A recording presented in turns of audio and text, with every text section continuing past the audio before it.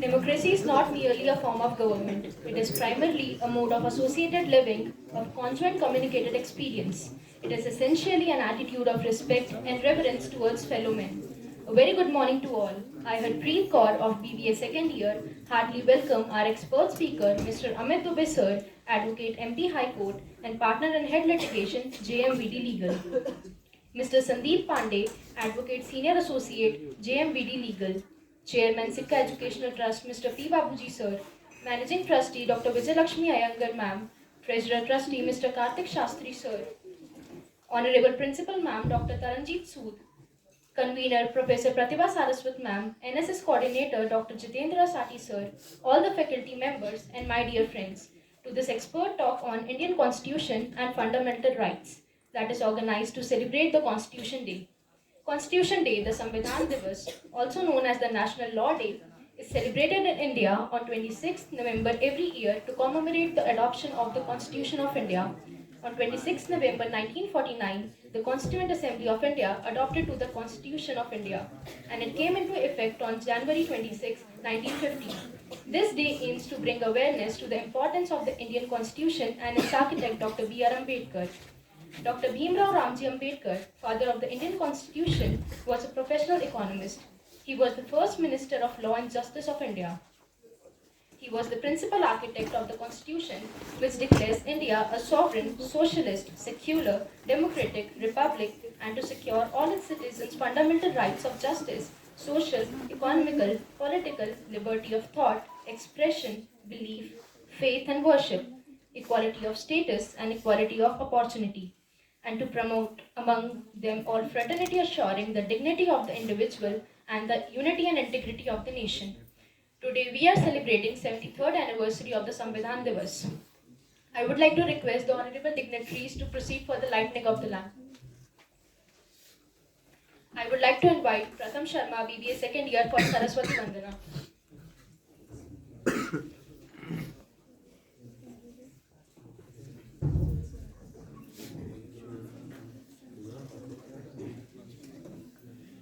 माँ सरस्वती शारदे, माँ सरस्वती शारदे, दूर इस अज्ञान को जग से, दूर इस अज्ञान को जग से, वीणा पाणी तार दे, तार दे, तार दे, माँ सरस्वती शारदे, माँ सरस्वती शारदे, दूर इस अज्ञान को जग से, दूर इस अज्ञान को जग से, वीणा पाणी तार दे, तार दे, तार दे, माँ सरस्वती शारदे, माँ सरस्वती शारदे. Thank you.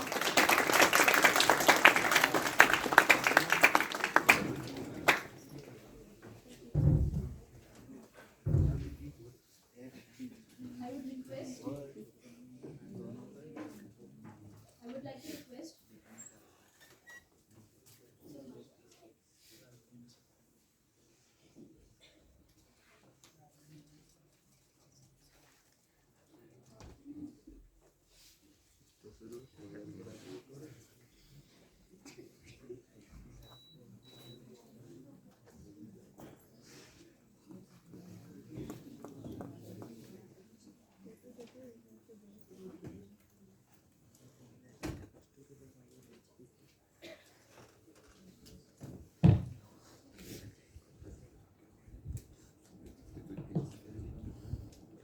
I would request our chairman, Sikha Educational Trust, Mr. P. Babuji sir, to welcome the expert speaker, Advocate Amit Dubey sir, with a bouquet.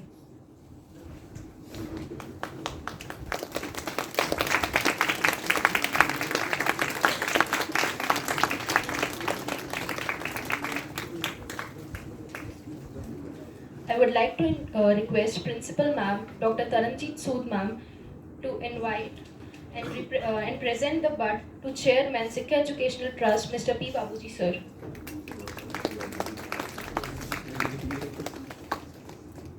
I would request the Principal to present the bud to Managing Trustee, Dr. Vijayalakshmi Iyengar Ma'am.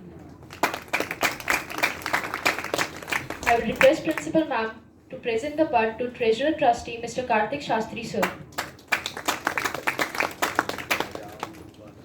I would request Principal Ma'am to present the bud to Mr. Sandeep Pandey, Advocate, Senior Associate, JMVD Legal.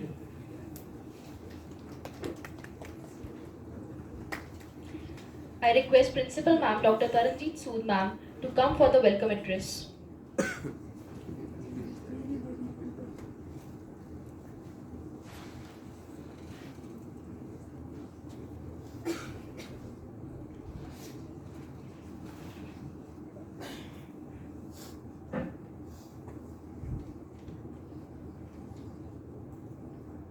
Respected Chief Guest, Mr. Amit,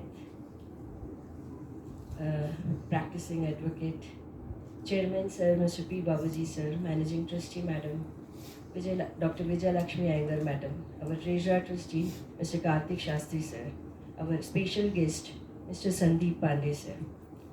I welcome all of you on behalf of students, staff and our management, Sikha Educational Trust and Sikha College. So I'm very thankful to you for giving your time, taking time off for all of the students to make them aware that what is the Constitution, what is their fundamental rights. Do you know what is the Constitution? Why we make the Constitution? है ना, आप देखते हो college में भी madam बोलती है ऐसे आओ, इतनी अटेंडेंस दो, इतना पढ़ो. Why we make all these things? So that we both can work together in a harmonious way. है ना? None of us will dominate each other. इसी तरह से जब हमें आज़ादी मिली तो ज़रूरत पड़ी कि कैसे देश को चलाया जाए, है ना? यदि हम कोई रूल्स और रेगुलेशंस नहीं बनाते हैं तो क्या होगा? जैसे साउथ कोरिया, नॉर्थ कोरिया में होता है ना? They will be the dictators. So to find that line, that how the people will behave and how the people who are running the country, ताकि कोई सी भी सरकार आए कुछ नियम कायदे समान हो, तो इसलिए ये कॉन्स्टिट्यूशन बना. And as Harpreet told you that after untiring 3 years work our Bhimrao Ambedkar ji he made the constitution. ठीक है, वो सारी चीज़ें आपको अमित सर बताएंगे. एक चीज़ मैं आपसे शेयर करना चाहती हूँ जो आप सबको पता होनी चाहिए, because it is concern with Indore. No doubt, the Constitution, Bhimrao Ambedkar sir भी also concerned with Indore and Mahu.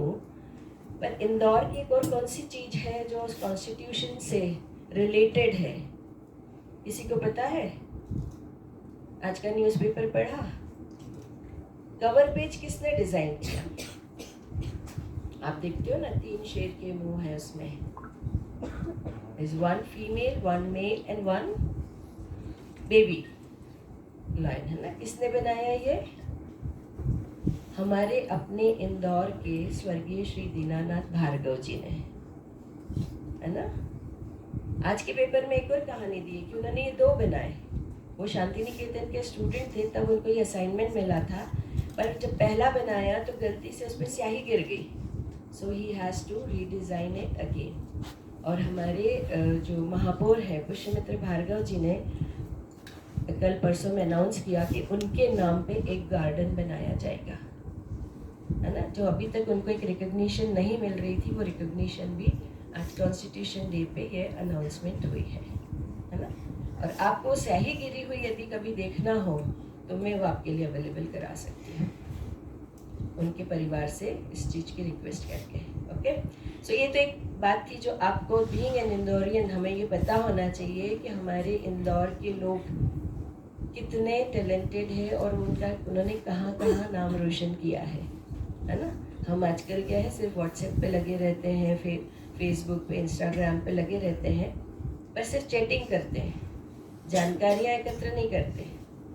इतने लोगों ने पढ़ा कि आज कॉन्स्टिट्यूशन डे क्यों है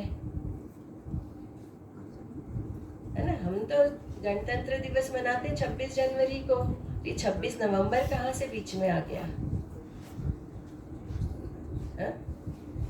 सो दिस डे असेंबली ने इसको एक्सेप्ट किया और इम्प्लीमेंटेशन हमारा 26 जनवरी को हुआ है ना। तो ये मेरे ख्याल से ये सारी चीज़ें आपको हरप्रीत बता चुकी है अपने इंट्रोडक्शन में। So further to know about this, I am not an expert on this. We have the expert. He will tell you about this. Once again, I heartily welcome all the dignitaries on the dais, especially Advocate Amit Dubey sir, for accepting our invitation and grace this occasion. Thank you very much, sir. And welcome.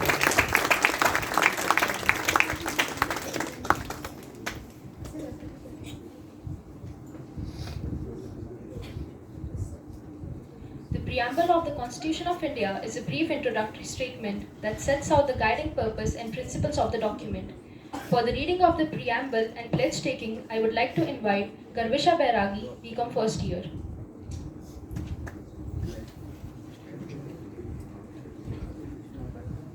I request everyone to please stand up at your places and raise your right hand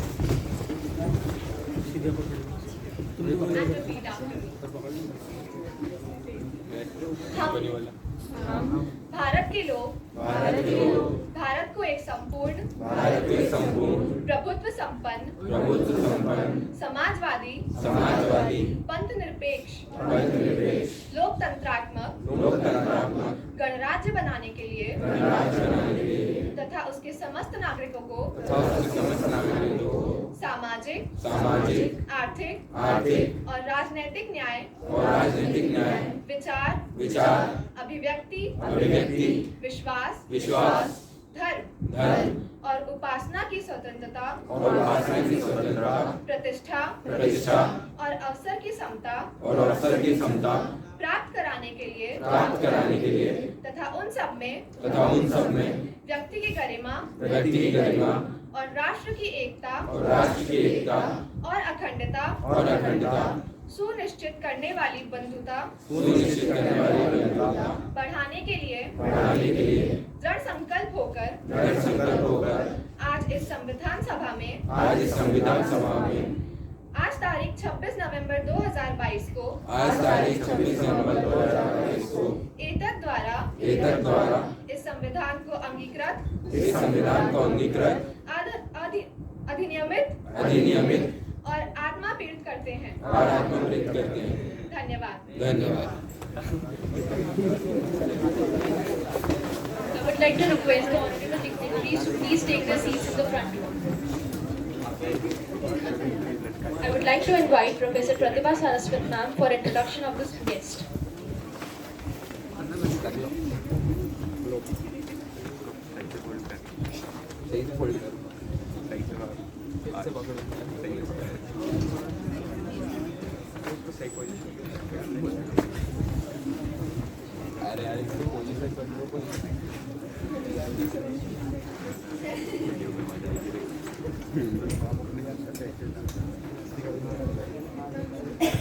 A very good afternoon, everyone. Respected dais, fellow faculty members, and dear students, a very happy Constitution Day to you all. I am extremely privileged and happy to introduce and read the profile of our guest speaker, Mr. Amit Dubey, Advocate, MP High Court. He has qualification of LLB Honours from Indian Institute of Technology, Kharagpur, and is also a graduate in Bachelor of Technology. He is into the specialized practice of commercial, tax, intellectual property, and writ matters, and primarily practicing at the Madhya Pradesh High Court, and also have regular appearances before Honorable Supreme Court, various High Courts, and tribunals across the country.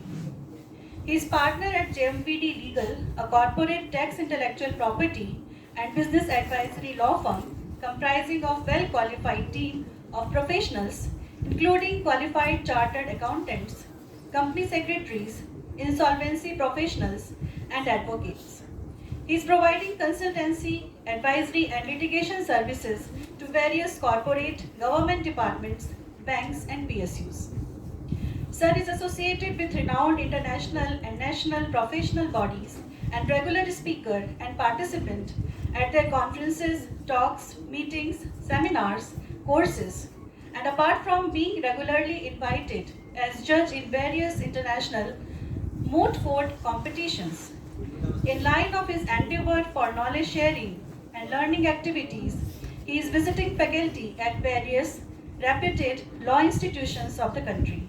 Some of the professional bodies with which he is actively associated are Global Intellectuals Property Convention, the Institute of Company Secretaries of India, the Institute of Chartered Accountants of India, the Chamber of Tax Consultants, All India Federation of Tax Practitioners, Bombay Chartered Accountants Society, Tax Practitioners Associations, etc.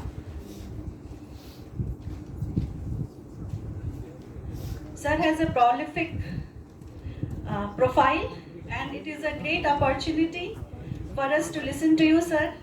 And we really wish to enlighten about our constitutions and different aspects related with it.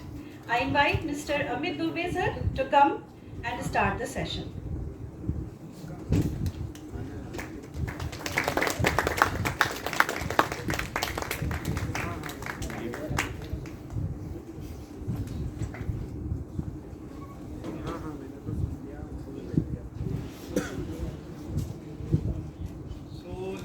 Just want to start my session with the first question. Like, what is democracy as per you? Just someone can answer. What is democracy? I don't want a specific definition. I'm not asking. Whatever you feel, just you can ask.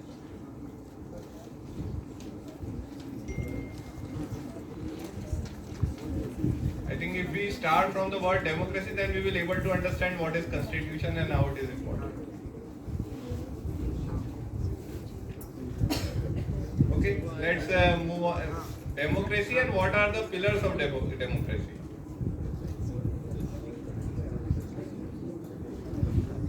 So you might be knowing that our country is a democratic country, and our country is mainly run by the pillars of democracy. Like, one is the executive. Executive means that whole executive machinery, starting from the President of India to the local police and collectors and all.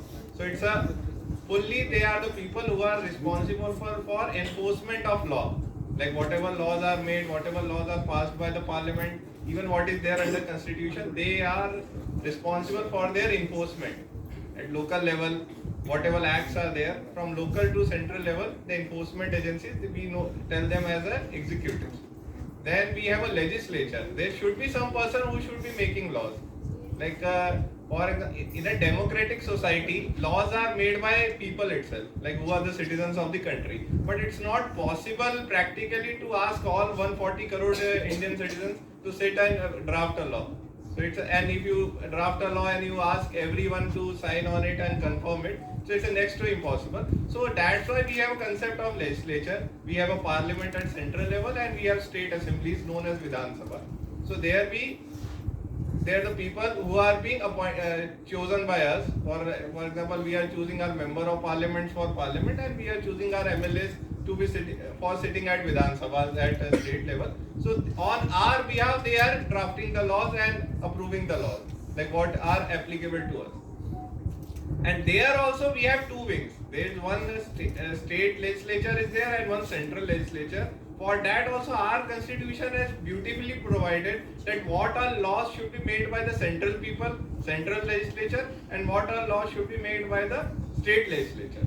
For example, the things which are of importance of central level, like defense, national security, your taxation. Taxation is also divided into two, like for example income tax and all being drafted by central parliament. And then we have a state level, we have this VAT and all. Even after this merger of GST, everything has been concurrent between the two. So local police enforcement, local health and all. So they are being mainly enforced by the state level, and laws are also being made at the state legislature. So we have a proper division of power between state and center, and that is the beauty of the federal structure. So in India, we have a certain unitary feature, like these are certain things which has to be done at central level, and central parliament assumes the role over it. And certain features are which are state level, local jurisdiction is required, local land revenue issues, local police like we have police is being controlled by the state legislature and state executive. We have Indian Army is controlled by the central government and central executive. So we have proper division of power. Then we have a third limb known as judiciary.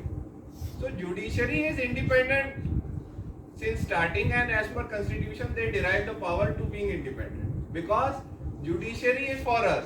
Like someone is harassing you, any executive, so they will be standing in between, they will be interpreting the constitution and they will be saving you from the executive. Even legislature has passed any law and which is not acceptable to us, or it is against the constitution itself, is against the basic structure of constitution. So in that manner also judiciary is empowered to struck down that law also. Even if we go for even this constitution itself, constitution is a mother of all laws. All law has to be approved by the constitution. It has to be in consonance with the constitution. But then also, if any provision of constitution itself is against the basic structure, basic fundamental rights, then also judiciary is empowered to struck down that provisions from constitution itself. So judiciary has very important role for protecting the rights of the common citizens, and that is known as the third pillar of the of our democracy. So we can briefly, today's session I have kept on fundamental rights, that how what are the importance of fundamental rights, and ये हमारे लिए किस तरह से important है. Fundamental rights के बारे में हम ये कह सकते हैं कि ये mainly it's like a shield between you and the state. That whatever we have government agencies, we have executives are there. Even against the legislature also, if legislature is passing any law which is against the fundamental rights, so these are the shields. And if it is being and if you are being not protected and your fundamental rights are being violated, you can go before the judiciary and get it enforced. So if we start with, today we took the oath also of this preamble. If you see our preamble in constitution, it is generally called as an introduction to our constitution. Like whole constitution is being introduced and summarized in a nutshell in this preamble. And it is starts with the we the people of India. So इसका मतलब यह है कि constitution बनाने वाले हम ही हैं इस Indian citizens. And it is not being आपने even जैसे हम कहते हैं कि Constituent Assembly ने इसको बनाया था, drafted by Dr. Ambedkar sir, but it is being they have drafted, they have enforced due to the powers which we have given to them. We have appointed them for the Constituent Assembly. जैसे हम आज parliament में किसी को भेजते हैं तो हमारा उनके पीछे समर्थन है, तो वो हमारे बिहाफ पे काम कर रहे हैं. और जब इसका इम्प्लीमेंटेशन हुआ तो it is also started we the people of India, मतलब इसका एनफोर्समेंट भी हमने ही किया है, we the citizens of this country. So it starts with we the people of India having solemnly resolved to constitute India. हम India को कैसा बनाना चाह रहे हैं? एक सॉवरेन कंट्री. सॉवरेन मतलब हम एक इंडिपेंडेंट कंट्री है, हमें किसी और नेशंस पे ना हम डिपेंडेंट है, ना कोई और नेशन हम पे डिपेंडेंट है. हमारी सॉवरेनिटी है. जैसे हम पहले अंडर यूके थे, उनके अंडर जो भी इश्यूज थे, हमने प्रॉपरली हमने आपको सॉवरेन स्टेटस डिक्लेयर किया है थ्रू दिस प्रीएम्बल. अभी कहने को तो ये इंट्रोडक्शन पार्ट है, लेकिन एक फैक्चुअल बात ये भी है कि this is being drafted after our constitution. पहले हमारा कॉन्स्टिट्यूशन ड्राफ्ट हो गया था, वो कंप्लीट हो गया था. उस कॉन्स्टिट्यूशन के बेसिस पे प्रीएम्बल को ड्राफ्ट बाद में किया गया और इसको बाद में उसके फर्स्ट पेज पे लगाया गया. तो इट दैट्स व्हाई कॉन्स्टिट्यूशन की प्रॉपर समरी और इंट्रोडक्शन इसमें झलकती है, क्योंकि उसके बाद इसको ड्राफ्ट किया गया. आप कोई चीज पहले बना लेते हो तो वो आपको उसमें रिफ्लेक्ट नहीं होगा, लेकिन इसमें प्रॉपर्ली कॉन्स्टिट्यूशन हमारा रिफ्लेक्ट होता है. तो दिस इज एंड और इसमें हमारे जो फीचर्स हमारे कंट्री के sovereign, socialist, secular, democratic and Republic, और इस हम कंट्री को इस फॉर्म में बना के और फिर ये हमारे फीचर्स है जो हम हमारे नागरिकों को देना चाह रहे हैं। एक हम जस्टिस, सोशल, इकोनॉमिक, पॉलिटिकल, तीनों फ्रंट पे सबको हम जस्टिस देना चाह रहे हैं। लिबर्टी ऑफ थॉट, आप क्या सोचते हैं, एक्सप्रेशन क्या आप एक्सप्रेस कर रहे हो, बिलीव, फेथ एंड वर्शिप, सबकी आपको लिबर्टी होनी चाहिए। Equality of status of opportunity and to promote among them all, आपको हर अपॉर्चुनिटी का इक्वल स्टेटस हर पर्सन के पास हो और उसको प्रमोट करने के लिए आपके पास आपको उसकी अपॉर्चुनिटी और अमंग होना चाहिए। Fraternity, ensuring the dignity of the individual and unity and integrity of the nation. और इस तरह हमने इसको 26 नवंबर को अडॉप्ट किया and it was being enforced from 26 January afterwards. ये 49 एंड देन 1950 में हमने इसको एनफोर्स किया। अब 26 जनवरी के भी एक इम्पोर्टेंट एक डेट इसलिए है क्योंकि उस सेम डे के लिए जवाहरलाल नेहरू ने प्रायर डेट पे इंडिया को इंडिपेंडेंट करने के लिए ओथ लिया था कि हम 26 जनवरी को इसको इंडिपेंडेंस करेंगे, लेकिन हमें 14 अगस्त को मिल गया, तो लगा कि उस डेट को इंपॉर्टेंट बनाने के लिए हम इसको 26 नवंबर को हमने ड्राफ्ट तो कर लिया, लेकिन हम इन्फोर्स उस पर्टिकुलर डेट को इंपॉर्टेंस देने के लिए हम तभी से करेंगे। तो that is the reason for appointing 26 January.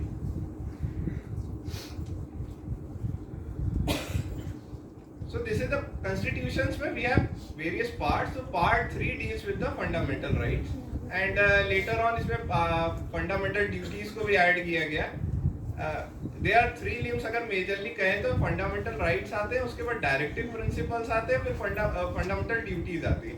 Fundamental rights मतलब कि जो हम सिटीजन है इस नेशन के, उनके पास क्या अधिकार हैं, हमारे क्या राइट्स हैं, गवर्नमेंट हमारे अगेंस्ट क्या क्या नहीं कर सकती, हम क्या क्या प्रोटेक्शन हम एंजॉय करते हैं। These are our fundamental rights. उसका directive principles of state policy आती है। वो एक तरह से प्रिंसिपल ले डाउन किए गए हैं कि गवर्नमेंट को किस तरह से लॉ बनाने हैं, आप क्या करना है, आपको फ्रेमवर्क दिया गया है गवर्नमेंट को कि इस तरह के लॉ पास करने हैं, इस तरह की पॉलिसी डिसीजंस लाने हैं, लोगों का इस तरह से आपको वेलफेयर करना है। That are all covered under directive principles of state policy. Then there comes fundamental duties. Fundamental duties citizens के लिए दी गई है कि citizens की एक ड्यूटी क्या बनती है अपनी कंट्री में। So अगर आपको rights दिए गए तो उस ड्यूटीज भी constitution में दी गई। Although duty is not mandatory, rights are mandatory. ये भी एक बहुत ब्यूटीफुल फीचर है कॉन्स्टिट्यूशन का। हमारे ऊपर ड्यूटीज को मैंडेटरी इन्फोर्स नहीं करता कॉन्स्टिट्यूशन। आपको एक सजेस्टिव ड्यूटी दी गई कि आप देश के प्रति ये आपकी ड्यूटी बनती है, लेकिन राइट्स को मैंडेटरी रखा गया कि नहीं, ये राइट्स तो आपके हैं और ये प्रोटेक्ट करेगी गवर्नमेंट, और अगर गवर्नमेंट कहीं फेल हो रही है तो आपका जुडिशरी के पास जाने का ऑप्शन है। तो ब्रीफली कहा जाए तो ये कुछ फंडामेंटल राइट्स है, although it is exhaustive list, मगर अगर नटशेल में क्या जाए तो there is a right to equality, right to freedom, right against exploitation, right to freedom of religion, cultural and educational rights, and right to constitutional remedy. आपके हिसाब से इसमें सबसे इंपॉर्टेंट राइट कौन सा है? Why constitutional remedy?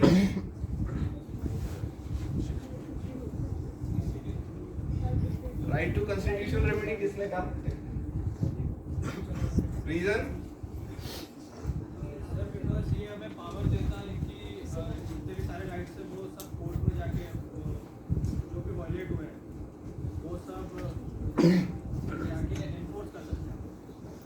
काफी अच्छा आंसर है आपका, वेरी गुड।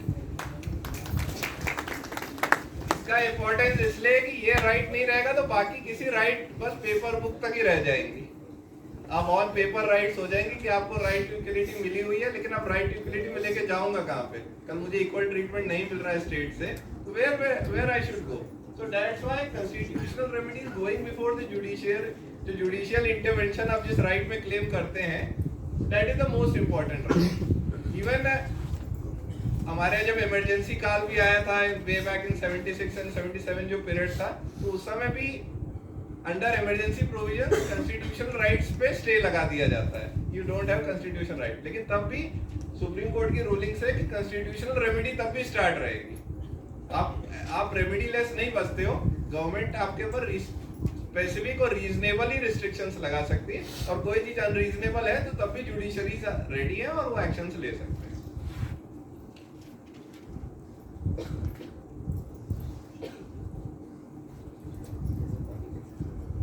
अब राइट टू इक्वलिटी की जब बात करते हैं, there are multiple articles are there, article starting from 14 to 18। Articles का मतलब they are not big articles, small 4 lines वाले ही आर्टिकल है कॉन्स्टिट्यूशन में ये। और कॉन्स्टिट्यूशन भी इतनी बड़ी किताब है, ज्यादा बड़ी नहीं है। हाँ, ऑल्दो हमारा इंडियन कॉन्स्टिट्यूशन वर्ल्ड का सबसे बड़ा कॉन्स्टिट्यूशन है साइज में, but we have just articles are there. So starting from 14 gives you a right of equality, and it tells that no one is above the law and everyone is equal before the law.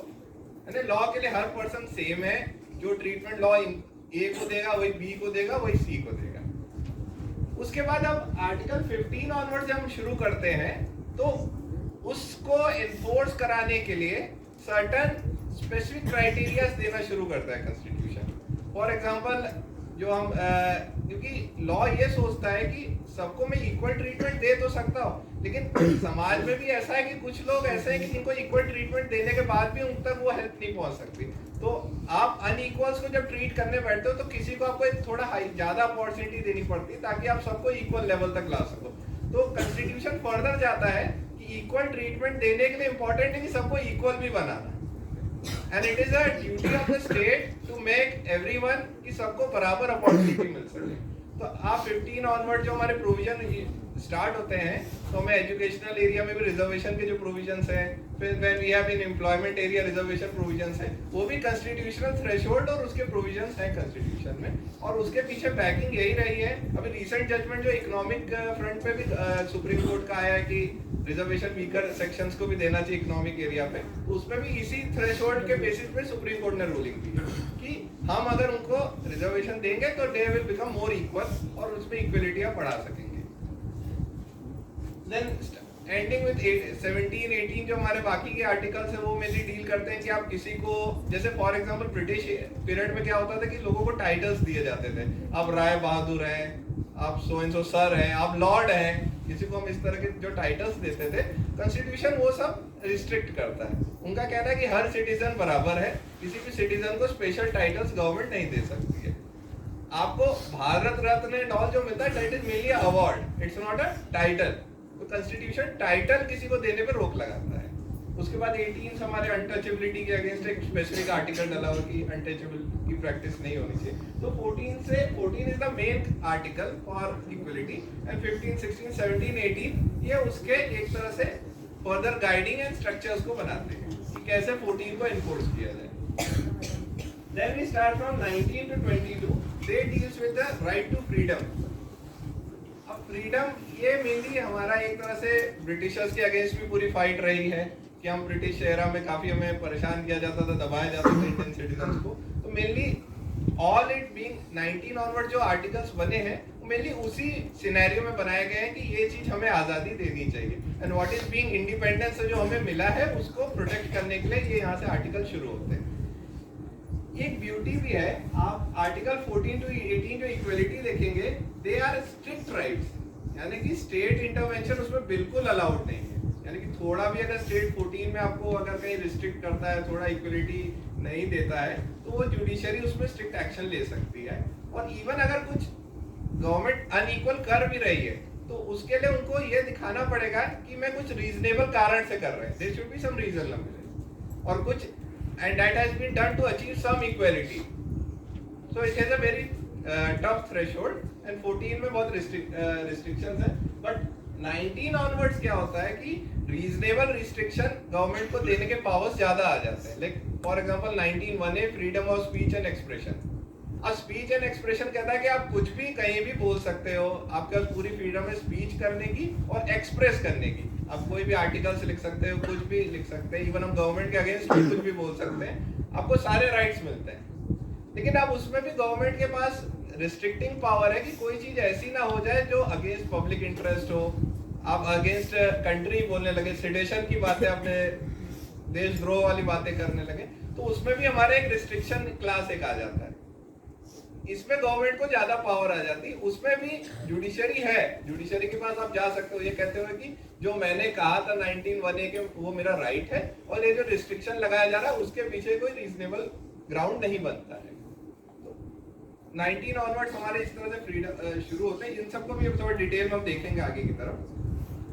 इसी तरह right against exploitation 23 to 24 शुरू होते हैं। ये mainly हमारे child labour और किसी को आप लो वेजेस पे काम करा रहे हैं, उस तरह के एक्सप्लॉयटेशन, ह्यूमन ट्रैफिकिंग, वो सारी चीजें इसमें कवर होती है। Then is right to freedom of religion 25 to 28। ये हमें राइट्स देते हैं कि एवरीवन हैज देयर राइट। आप रिलीजियस भी हो सकते हो, नॉन रिलीजियस भी रह सकते हो, जो रिलीजन जिसको करना है। स्टेट इसमें इंटरवीन नहीं करेगा। स्टेट किसी को नहीं बोलेगा कि आप ये रिलीजन फॉलो करो। स्टेट आपसे ये नहीं कहेगा कि ये रिलीजन फॉलो करिए, मत फॉलो करिए। कोई स्पॉन्सर ये इस तरह से चीजों को रिस्ट्रिक्ट करता है और सबको अपना फ्रीडम है। It's a freedom right. Then there is a cultural and educational right। सारे कल्चर्स को प्रोटेक्ट किया जाएगा, सारे लैंग्वेजेस, स्क्रिप्ट्स, आप कोई भी भाषा यूज करो, जो भी इंडियन लैंग्वेजेस हैं उनको प्रोटेक्ट करने के लिए। और even educational right, different type के एजुकेशनल सब्जेक्ट्स हैं जो ओल्ड प्राचीन सभ्यताओं के एजुकेशन सिस्टम से, उनको भी प्रोटेक्ट इसमें किया जाता है। So these are your educational right. Then even अभी जो हमारा राइट टू एजुकेशन एक्ट भी आया, वो भी इसी के अंडर हुआ था कि आपको एक मैंडेटरी एजुकेशन सबको देना स्टेट की रिस्पॉन्सिबिलिटी है, and it's our fundamental right. Then right to constitutional remedies, obviously article 32। Article 32 में आप डायरेक्टली सुप्रीम कोर्ट मूव कर सकते हैं कि मेरा ये फंडामेंटल राइट वायलेट हुआ है और आप इसमें इंटरवीन करिए। अब there is one more article 226 भी है जो हाई कोर्ट्स को पावर देता है कॉन्स्टिट्यूशनल रेमेडीज एनफोर्स कराने के लिए। So we have both 32 and 226। 32 is, but there is a difference is there when we go to Supreme Court। आप 32 में जब जाते हैं तो केवल आपको फंडामेंटल राइट्स ही आप एनफोर्स करा सकते हैं, लेकिन जब आप हाई कोर्ट जाते हैं तो फंडामेंटल राइट्स के साथ कुछ लीगल राइट्स भी आप अपने प्रोटेक्ट करा सकते हैं। For example right to property. Right to property आपका फंडामेंटल राइट नहीं है, but it's a legal right and constitutional right. Right to मेरी जैसे कोई जमीन है और बिना किसी लीगल प्रोसेस की या land acquisition law proper follow नहीं किया जा रहा है, तो भी गवर्नमेंट उस पर रोड कंस्ट्रक्शन कर रही है, एक्वायर कर रही है, तो आप उसके बेसिस पे लीगल राइट्स वायलेशन में डायरेक्टली आप हाई कोर्ट जा सकते हैं। तो हम 14 अब देखते हैं। So it guarantees equality before law as well as equal protection of the law। ये सबसे इंपॉर्टेंट वर्डिंग है 14। एक तो लॉ के सामने सब इक्वल है और लॉ सबको इक्वल प्रोटेक्शन देता है। To all people within the territory of India, this include the equal subjection of all person to the authority of law as well as equal treatment of person in similar circumstances. Similar circumstances मतलब कि हम एक जैसे लोगों को एक जैसा treat करेंगे, and we try to make them all equal। The latter permits the state to classify a person for legitimate purposes, provided there is a reasonable basis for the same, meaning that classification is required to be non-arbitrary। यानी कोई भी मनमाना तरीका नहीं होना चाहिए किसी classification का। There should be some proper reason, proper non-arbitrariness should be there। और ये जैसा हमने कहा कि 14 के बाद या 15 ऑनवर्ड्स हमारे आर्टिकल शुरू होते हैं जो इनको और फर्दर एक्सप्लेन करते हैं। Like we have article 15 which says that prohibits the discrimination on the ground of religion, race, caste, sex, place of birth and also gender और एनी ऑफ देम। इन बेसिस पे आप किसी लोगों को क्लासिफाई नहीं कर सकते और किसी को स्पेशल ट्रीटमेंट नहीं दे सकते। और इस तरह ये राइट्स आप प्राइवेट इंडिविजुअल्स पे भी इन्फोर्स करा सकते हैं। ये आर्टिकल 15 की ब्यूटी है कि आप कोई अगर किसी वर्क कर रहे हैं, कोई प्राइवेट जॉब ही कर रहे हैं और आपके एम्प्लॉयर आप पे अगर कुछ अनइक्वल ट्रीटमेंट कर रहा है, for example on the basis of your place of birth और योर कलर एंड एनीथिंग, तो आप यहाँ पे प्राइवेट इंडिविजुअल्स पे भी ये राइट इन्फोर्स करा सकते हैं। यानी ये कोई लीवे नहीं है कि फंडामेंटल राइट केवल गवर्नमेंट के अगेंस्ट है। तो इंडिविजुअल और प्राइवेट पीपल भी एक दूसरे पे इस तरह की चीजें नहीं कर सकते।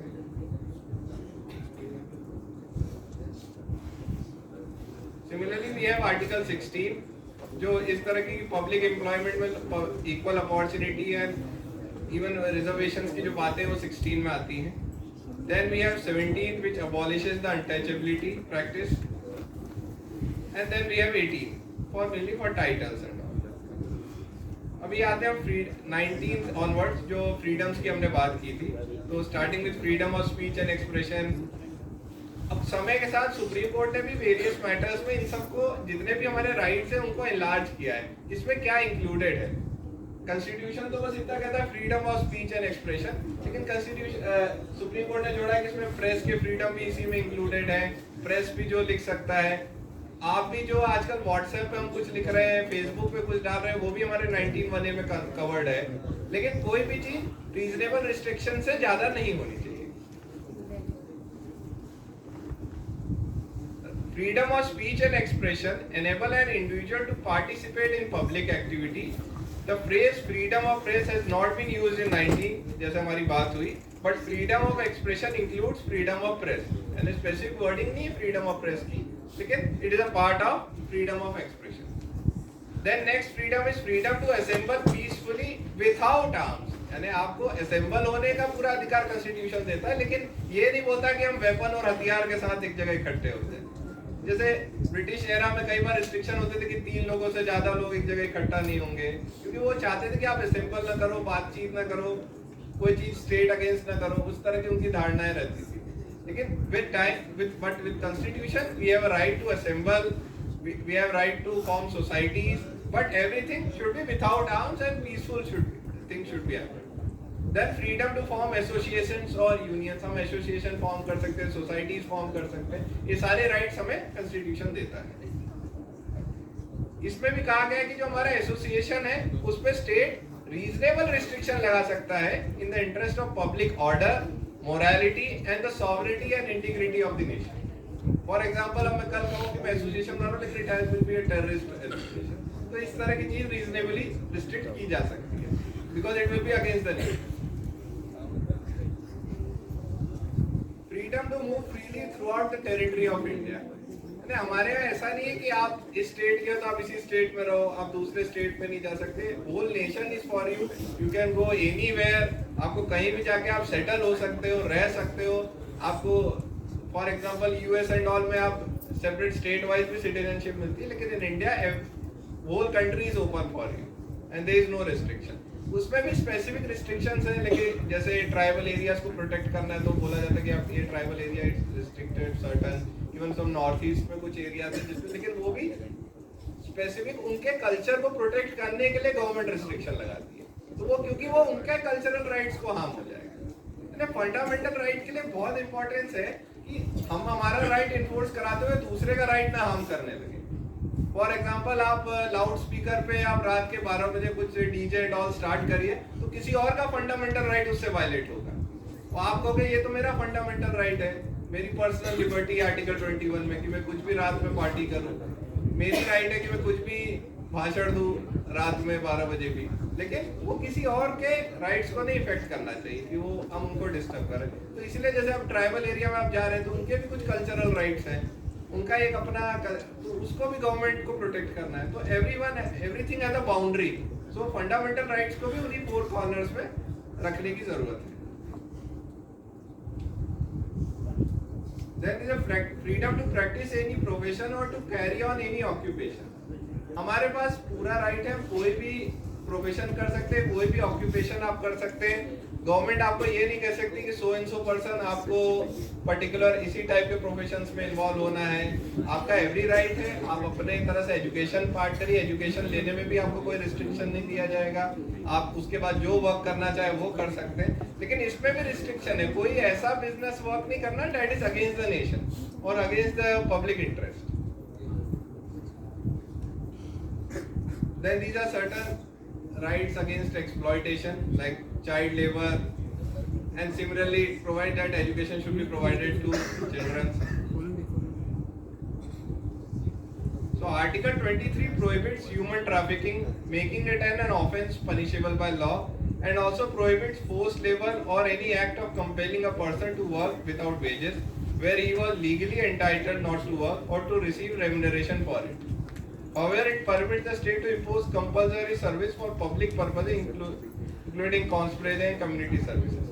तो ये भी हमारे एक्सप्लॉयटेशन के अगेंस्ट भी हमें कॉन्स्टिट्यूशन बचाता है और इस तरह की एक्टिविटीज को डायरेक्टली रिस्ट्रेन करता है। सिमिलरली 24 भी है जो हजार्डस वर्क्स में चिल्ड्रंस को एम्प्लॉय करने के लिए रोक लगाता है। Now coming to the religions and religious practices के जो रिलेटेड राइट्स हैं, आर्टिकल 25 ऑनवर्ड जो स्टार्ट होते हैं, इसमें भी रीजनेबल रिस्ट्रिक्शन गवर्नमेंट लगा सकती है कि आपका राइट टू रिलीजन किसी और को इफेक्ट नहीं करना चाहिए। यानी मैं अगर कहूँ इसमें, क्योंकि अगर आगे हम वर्डिंग पे आते हैं, article 25 guarantees all persons the freedom of conscience and the right to preach, practice and propagate any religion। तो प्रोपोगेशन वर्ड है, फॉर एग्जांपल मैं प्रोपोगेट अपना रिलीजन कर सकता हूँ, लोगों को और इन्वॉल्व कर सकता हूँ कि आप मेरी तरह रिलीजन प्रैक्टिस में हो, बट वो किसी और के फंडामेंटल राइट को ब्रीच ना करे। आप जबरदस्ती उस पर हम अपना रिलीजन मत प्रेस करिए। तो इसमें भी एक रीजनेबल रिस्ट्रिक्शन कॉन्स्टिट्यूशन लगाता है कि आपको अधिकार दे रहे हैं, आप अपने हिसाब से जो करना है, लेकिन दूसरे के भी फंडामेंटल राइट्स का रिस्पेक्ट आपको करना है।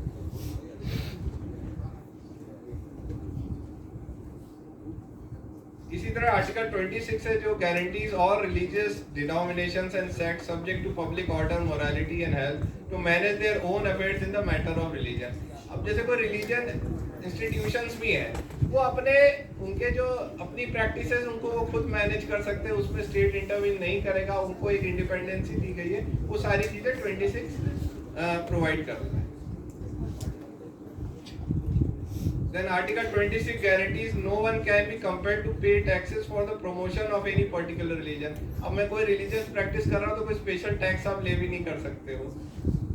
कहीं ना कहीं ये सेक्युलर स्ट्रक्चर के तरफ हमारे सपोर्टिंग ये सारे प्रोविजंस हैं। Then Article 28 that prohibits religious instruction in a wholly state-funded educational institution, and education receiving aid from the state cannot compel any of the member to receive religious instruction to attend religious worship। यानी state sponsored कोई religion practice नहीं होनी चाहिए। कहीं ना कहीं 28 उसको restrict करता है। स्टेट के खर्चे में आप रिलीजियस चीजों को प्रोपोगेट नहीं करेंगे, तो उसके बेसिस पर आर्टिकल 28 बनाया गया है। अब हम आगे हमारे फिर राइट्स आते हैं जो कल्चर है, हमारे कल्चर को प्रोटेक्ट करते हैं। कल्चर एंड एजुकेशन राइट्स, जैसे हमारी डिफरेंट लैंग्वेजेस है वो इसमें प्रोटेक्ट होती है, लोगों की डिफरेंट कल्चरल प्रैक्टिसेस वो इसमें प्रोटेक्ट होती है, हमारे ट्राइबल पीपल है उनके जो राइट्स है वो प्रोटेक्ट होते हैं। तो इन सबको प्रोटेक्ट करने के लिए we have a special article 29।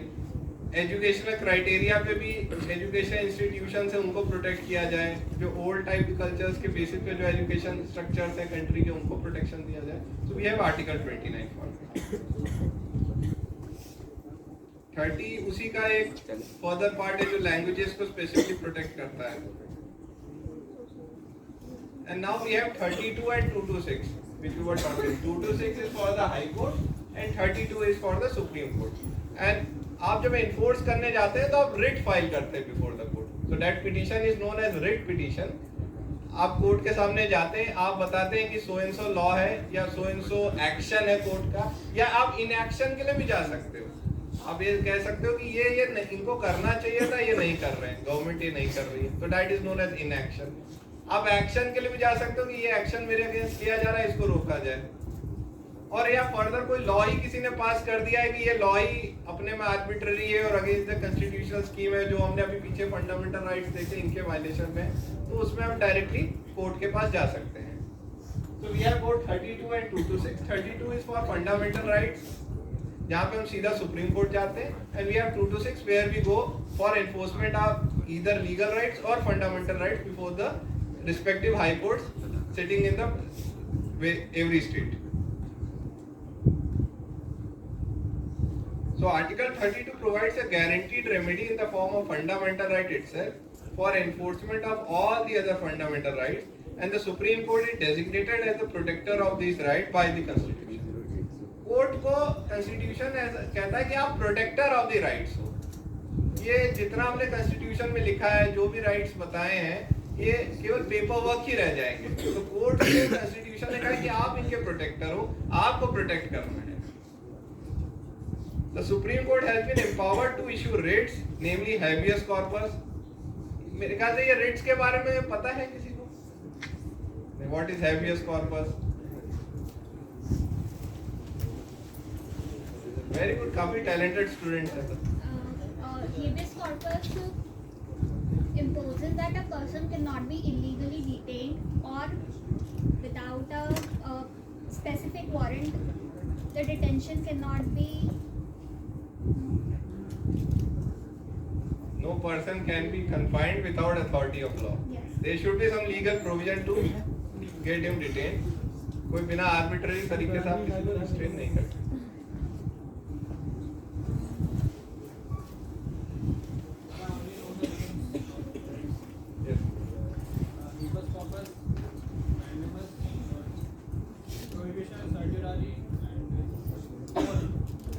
Very good. So, what is mandamus? So, writ of mandamus is given when you are asking the court to direct a particular state authority to do some action. Like we are going to the court for certain inactions, and we want court to mandate them that you do certain things. So, there we ask the court to provide the mandamus order. Then is a prohibition, when we ask the court to direct the state to prohibit certain things. So that is known as writ of prohibition. Then we have the writ of certiorari. Certiorari, we go for the court for cancelling the actions of the lower authority. That so and so lower authority has passed certain this order, and you kindly cancel the same. Then there is a quo warranto. Quo warranto is when we go before the court that certain authority has no jurisdiction and power under law, but then also they are taking certain actions. So then court asks the quo warranto that under what authority you are doing such actions. So that is known as quo warranto. So these are mainly the writs which are being used for the enforcement of all the fundamental rights which we have seen. And then writs, even you might have listened about public interest litigations, PIL. So anybody can provide what is PIL and how it is different from writ.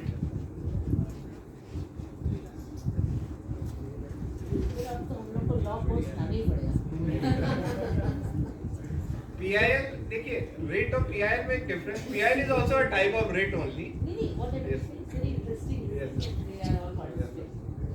So PIL और writ में ज़्यादा difference नहीं है. It's a type of writ only. लेकिन क्या होता है जब आप writ में कोर्ट के पास जाते हो, कोर्ट पहला क्वेश्चन आपसे पूछेगा आपका लोकल स्टैंडिंग क्या है, आप परेशान क्यों हैं. आप अपने पड़ोसी के लिए चले जाओ, उसको देखे गवर्नमेंट परेशान कर रही है, उसको आप ऑर्डर दे दो, तो कोर्ट कहेगी आप क्यों आए हो हमारे पास, उसी को बोलो आए हमारे पास. तो रिट में आपका एक लोकल स्टैंडिंग होना चाहिए, आप क्यों आए हो मेरे पास. तो कोर्ट का ये व्यू होता है जो एग्रीड है वो उसके पास आए, आप किसी के रिप्रेजेंट करते हो आप मत पहुंचिए. लेकिन जब पीआईएल की बात आती है, कई बार होता है कि इससे पूरी पब्लिक ही परेशान है, यानी कि पूरे समाज में एक बड़ा वर्ग है वही परेशान हो रखा है, तो पूरी पब्लिक तो कोर्ट जा नहीं सकती उठ के. मैं कहूँगी पूरी इंदौर की जनता परेशान है तो सब पहुंच जाए हाई कोर्ट एक साथ. तो पब्लिक इंटरेस्ट लिटिगेशन में पब्लिक इंटरेस्ट जहाँ इन्वॉल्व है वहाँ आप रिप्रेजेंटेटिव कैपेसिटी में जा सकते हैं. ये देखिए ये एक सेक्शन ऑफ सोसाइटी है और ये पूरे हरासमेंट इनके साथ हो रहा है, या ये इनएक्शन हो रहा है, ये एक्शन हो रहा है, जो भी चीजें जो रिट में हम मांगते हैं वो आप पब्लिक की तरफ से मांगते हो, और वहाँ आपका कोर्ट आपसे यही पूछेगा. आप भले एग्रीव ना हो तो भी आप जा सकते हो, लेकिन आपको शो दो चीजें करनी है. एक तो पब्लिक इन्वॉल्व है, पब्लिक को प्रॉब्लम्स है. सेकंड आपको ये दिखाना होगा कि मेरा कोई पर्सनल इंटरेस्ट इन्वॉल्व नहीं है, कोई मैं अपने फायदे के लिए ये कोई स्पेशल लॉ नहीं लगा रहा, मुझे कोई पब्लिसिटी नहीं चाहिए, मेरे लिए कोई स्पेशल इकोनॉमिक बेनिफिट नहीं हो रहा है. तो इस तरह की चीजों में जब पीआईएल लगाते हैं तो आपको इन चीजों का ध्यान रखना पड़ता है.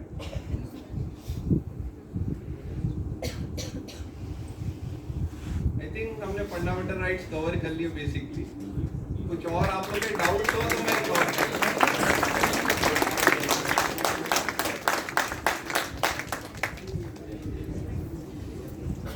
कुछ आप लोग के doubts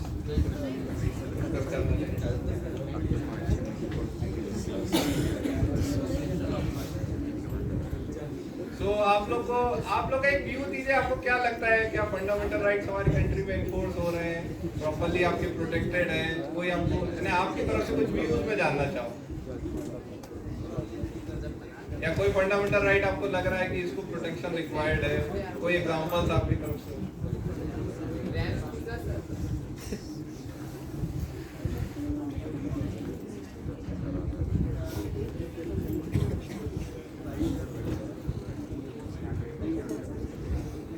Thank you.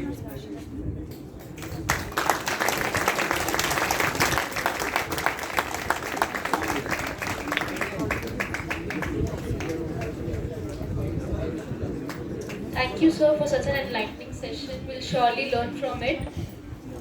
I would like to request the Managing Trustee, Dr. Vijayalakshmi Iyengar ma'am, to present the memento to Honorable Amit Dubey, sir. नीचे आ जाओ बेटा.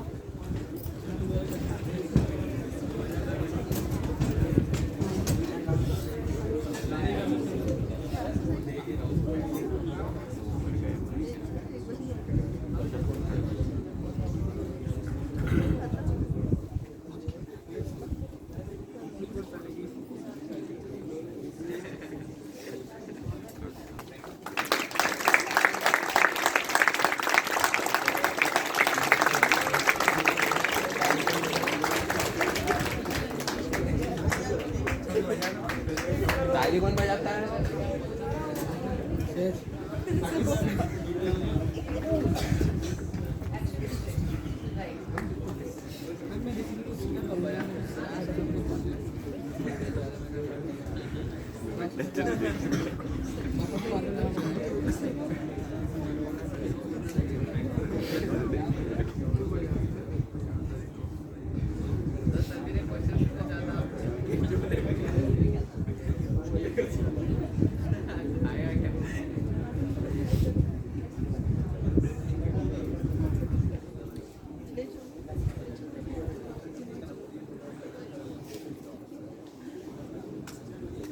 We have reached towards the conclusion of the program, so I would like to invite Professor Anju Chaudhary ma'am to present the vote of thanks.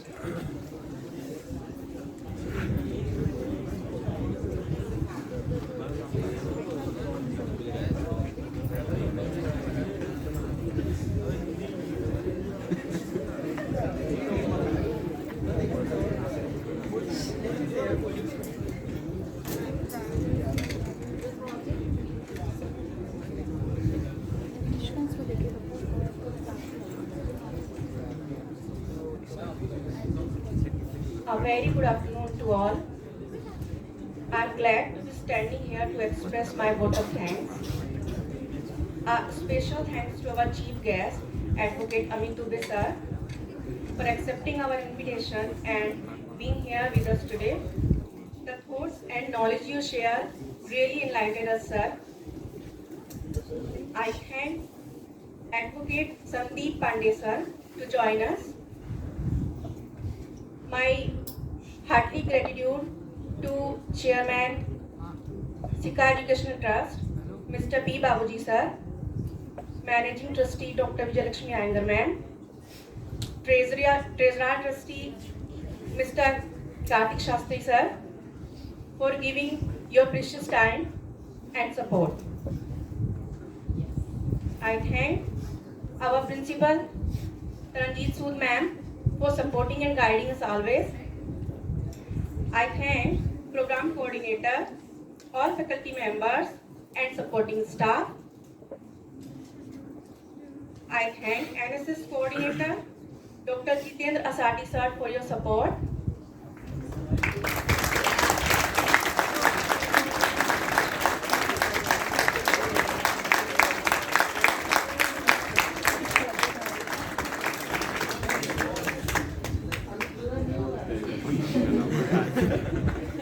I would be failing in my duty if I didn't thank my students.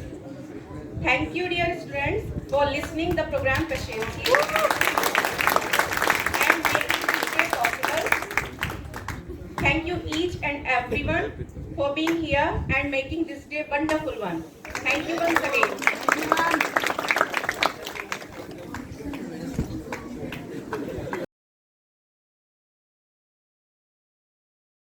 Dear students, मैं आप लोग को बताना चाह रहा हूँ कि दोनों होनहार एडवोकेट हमारे सिक्का स्कूल के ही छात्र रहे हैं।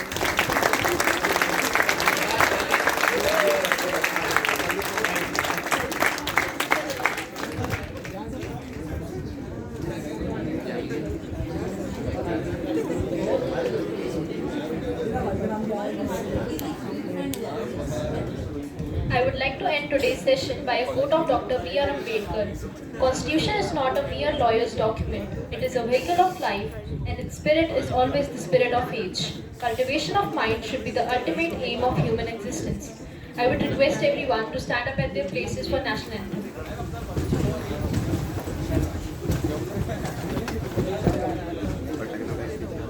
पटकूं पटक